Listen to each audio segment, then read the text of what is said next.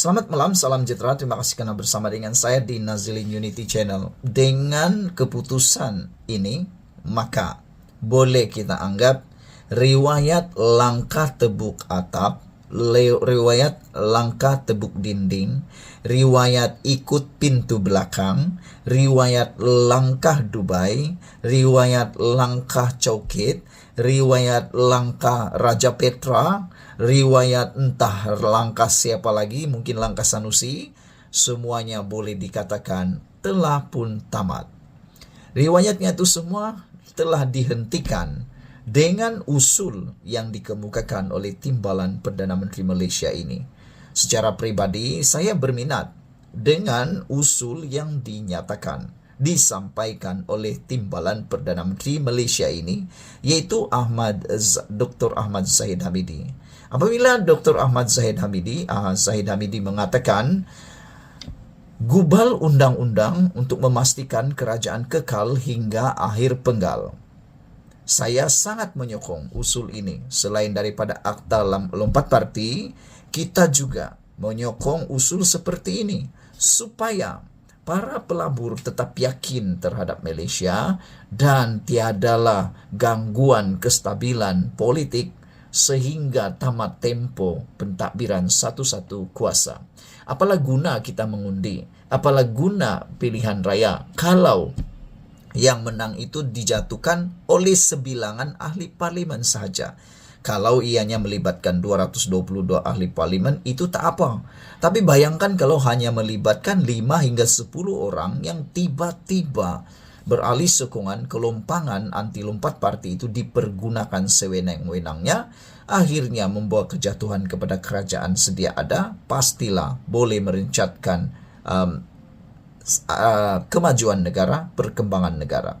Jadi, cadangan yang diberikan oleh Zahid ini amat-amat kita setujui. Ditambah pula, sekarang ini Anwar Ibrahim, Kerajaan Perpaduan, mempunyai bilangan sokongan ahli parlimen lebih daripada 2/3. Dengan kata lain, kalau usul ini dibawa dalam parlimen dan disokong oleh semua ahli parlimen yang menyokong kerajaan, yang berada dalam kerajaan, pastilah usul ini tidak akan menghadapi masalah untuk diluluskan.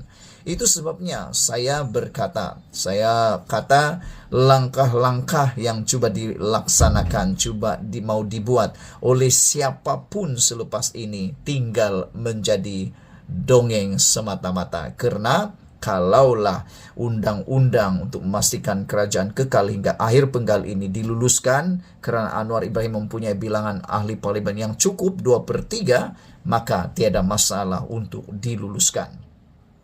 Bagi mengelakkan berulang lagi peristiwa pertukaran Perdana Menteri sebanyak 3 kali dalam tempoh 5 tahun, satu rang undang-undang perlu dibentang supaya kerajaan terus kekal sehingga ke akhir penggal. Timbalan Perdana Menteri Datuk Seri Dr. Ahmad Zahid Hamidi berkata, kejadian lalu cukup sukar untuk negara kerana pelabur memerlukan jaminan kestabilan politik. Ujarnya, jika rang undang-undang berhubung perkara itu tidak dibentang di parlimen, peristiwa lama boleh berlaku lagi. Kesannya ketika itu adalah kepada rakyat apabila pertumbuhan ekonomi kita tidak dapat dipertingkatkan. Kebetulan turut mengalami COVID-19, pengalaman yang cukup pahit untuk negara kita kerana pelabur perlukan kestabilan politik.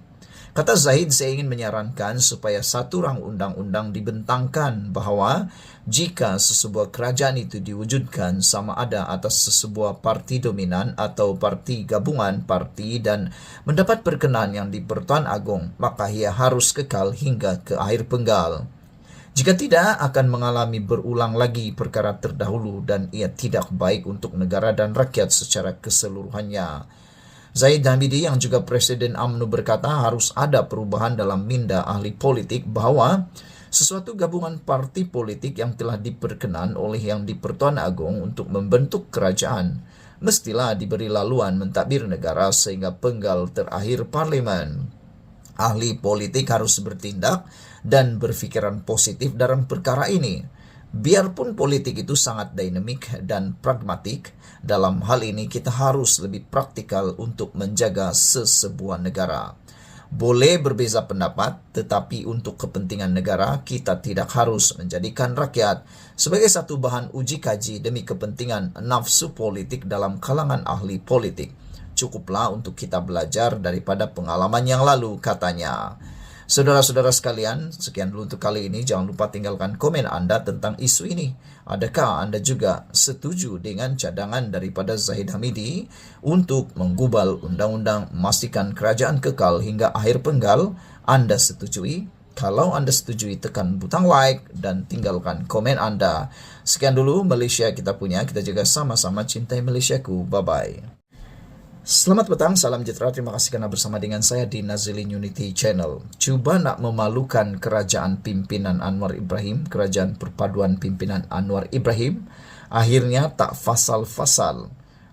Tak fasal-fasal, ahli Parlimen Machang kena kecam oleh netizen.